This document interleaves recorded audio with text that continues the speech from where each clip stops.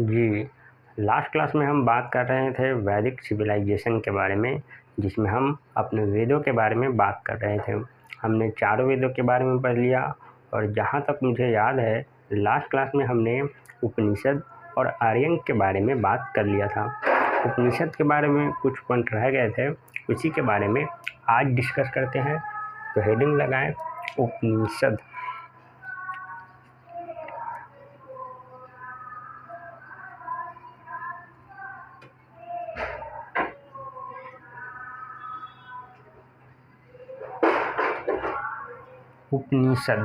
उपनिषद का परिभाषा मैंने बताया था। गुरु के निकट बैठकर ज्ञान ग्रहण करना ही उपनिषद कहलाता है। मैंने आपको बताया कि इसमें उप का मतलब होता है निकट, निषद का मतलब होता है बैठना। तो निकट बैठकर ज्ञान ग्रहण करना ही उपनिषद कहलाता है। तो ये भी बताया कि टोटल 108 उपनिषद है, जिसमें से 12 रिकॉग्नाइज है, 12 उपनिषद को मान्यता मिला हुआ है।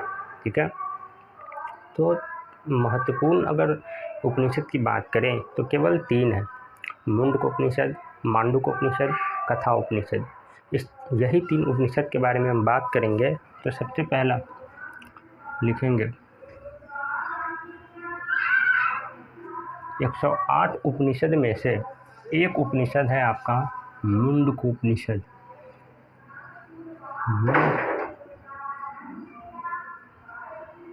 उपनिषद एक और है आपका मांडूकोपनिषद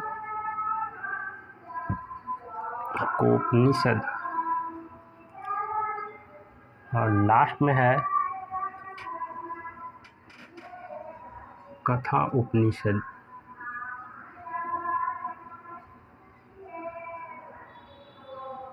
जी, मुंडकोपनिषद, मांडूकोपनिषद, कथा उपनिषद। इस उपनिषद में क्या है ध्यान रखेंगे।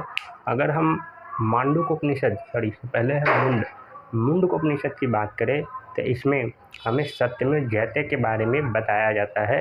कहने का मतलब है कि सत्यमेव जयते के बारे में हमें मुंडकोपनिषद में मिलता है। तो आप पॉइंट बनाकर लिख सकते हैं सत्यमेव जयते। ठीक है, और यदि हम मांडूकोपनिषद की बात करें तो मांडूकोपनिषद में सत्यम शिवम सुंदरम, ये स्लोगन आपने सुना होगा। एक टीवी चैनल भी होता है डीडी नेशनल, उसका ही एक अपना स्लोगन है सत्यम शिवम सुंदरम। तो उसके बारे में आपको मांडूकोपनिषद में मिलता है सत्यम शिवम सुंदरम। एक आपका छोटा सा सॉन्ग भी निकला हुआ है सत्यम शिवम सुंदरम ऐसे करके, जो भी। और लास्ट है आपका कथा उपनिषद। कथा उपनिषद में क्या है, यमराज का आपने नाम सुना है, सुना है कि नहीं सुना है? तो यमराज और नचिकेता के बीच जो वाद विवाद है या जो झगड़ा है या जो डिस्प्यूट है, उसी के बारे में कथा उपनिषद में बताया गया है। तो आप लिख सकते हैं debate between Yamraj and Nachiketa. Debate between Yamraj and Nachiketa. Yamraj और नचिकेता के बीच वाद विवाद के बारे में कथा उपनिषद में बताया हुआ है। और इसी के साथ उपनिषद के बारे में सारे के सारे फैक्ट और इम्पोर्टेंट पॉइंट कंप्लीट होते हैं। अब आगे बढ़ेंगे और आगे हम रिवर, नदी के बारे में बात करेंगे। टोटल 12-13 नदी का नाम लिखेंगे और उसका एंशिएंट नेम और उसका मॉडर्न नेम हम जानेंगे। जैसे आप जानते हैं कि गंगा नदी को पहले गौरा नदी कहा जाता था, यमुना नदी को कालिंदी नदी कहा जाता था। ऐसे भी बहुत सारे नदी है, उसके एंशिएंट नेम को हम देखेंगे। ठीक है,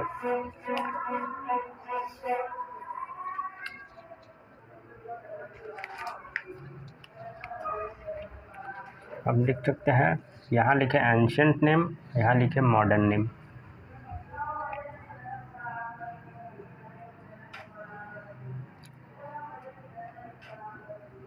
एंशियंट नेम इधर की तरफ ले लें और इधर में आप ले लें मॉडर्न नेम।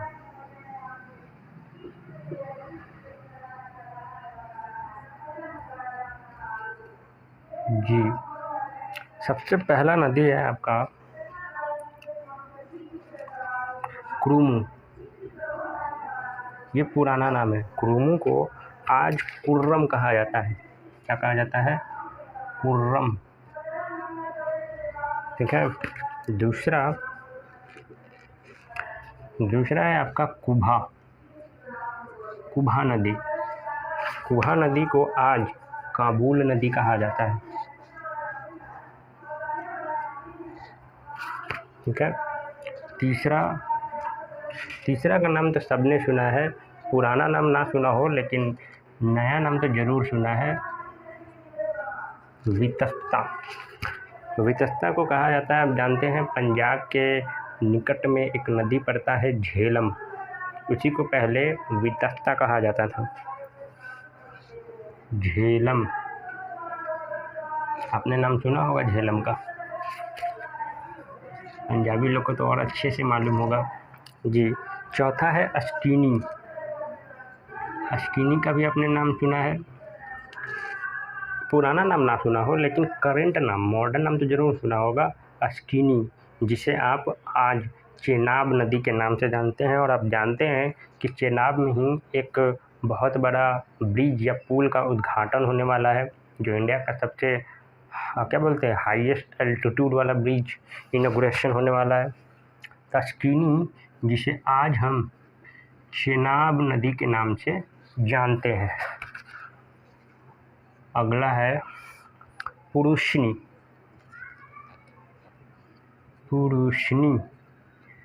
पुरुषनी, जिसे आप आज रावी नदी के नाम से जानते हैं। पुरुषनी, जिसे आप रावी नदी के नाम से जानते हैं। अगला लिखेंगे शतद्रु।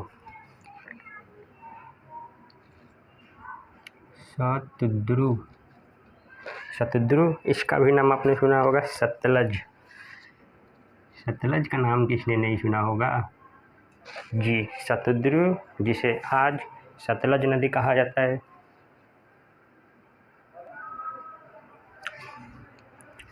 शतद्रु के बाद लिखेंगे बिपाशा।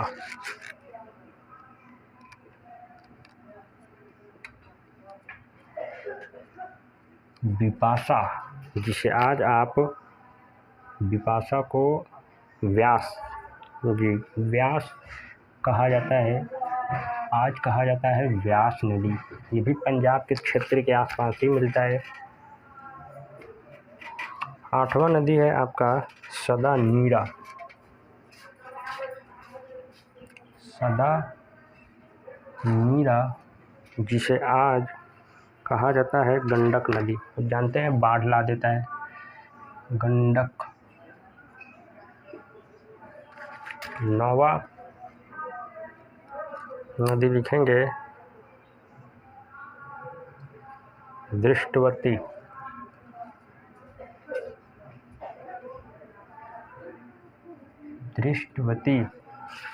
दृष्टवती को घग्गर कहा जाता है। आज क्या कहा जाता है? घग्गर कहा जाता है। दृष्टवती को घग्गर कहा जाता है। और एक और नदी है आपका सरस्वती। मैंने आपको बताया है ऑलरेडी कि वैदिक काल में या वैदिक सभ्यता में मोस्ट होली रिवर सरस्वती नदी को ही माना जाता था। ये पुराना नाम है। सरस्वती नदी का आज अगर हम मॉडर्न नेम की बात करें तो सेम है, घग्गर ही कहा जाता है। क्या कहा जाता है? घग्गर। आप याद रख सकते हैं, दृष्टवती हो या सरस्वती हो, दोनों को घग्गर नदी कहा जाता है। सरस्वती के बाद हम एक और पुराना नाम देखने को मिलता है, गोमती। गोमती बड़ा सिंपल सा नदी है, गोमल। आज हम इसे गोमल नदी के नाम से जानते हैं। गोमल, गोमती, गोमल, गोमती। और दो नदी के बारे में तो ऑलरेडी बताए हैं।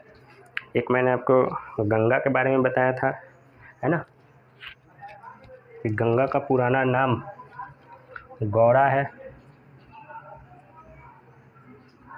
कि नहीं?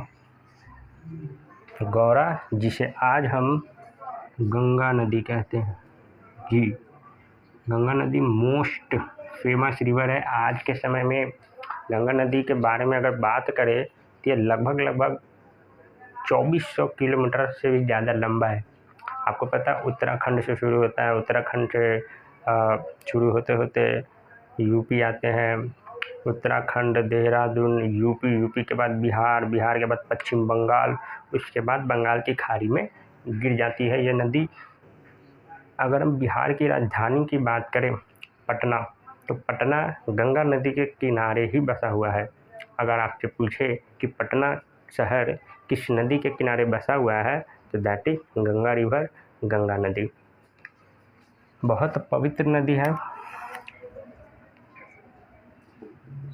और आपका आखिरी नदी जो मैंने ऑलरेडी बताया है, कालिंदी नदी। जी, कालिंदी को आज हम, दिल्ली में बहती है ये नदी, जिसे आप यमुना के नाम से जानते हैं। और मैंने आपको बताया था कि ऋग्वेद में गंगा शब्द मात्र एक बार और यमुना मात्र 3 बार इस्तेमाल किया गया है। ऋग्वेद की बात कर रहे हैं, ठीक है। तो यह पूरे के पूरे नदियों के बारे में, उसके एंशिएंट नेम और मॉडर्न नेम।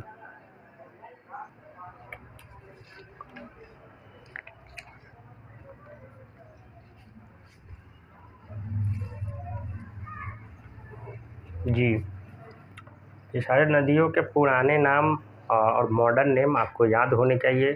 किस नदी को, देखिए मॉडर्न नेम तो सबको याद है, सबको पता है, बस एंशिएंट नेम आपको याद करने पड़ेंगे। जैसे बिपाशा को कहा जाता था, बिपाशा को क्या कहा जाता था, कहीं पे लिखा हुआ है, बिपाशा को व्यास नदी कहा जाता था। जी, इसके अलावा पुरुषिनी को रावी नदी कहा जाता था। ये सारी चीज़ें याद होनी चाहिए, ठीक है। तो आज का क्लास यहीं पे होता है समाप्त। आई होप आपको ये सेशन अच्छा लगा होगा। मिलते हैं नेक्स्ट क्लास में।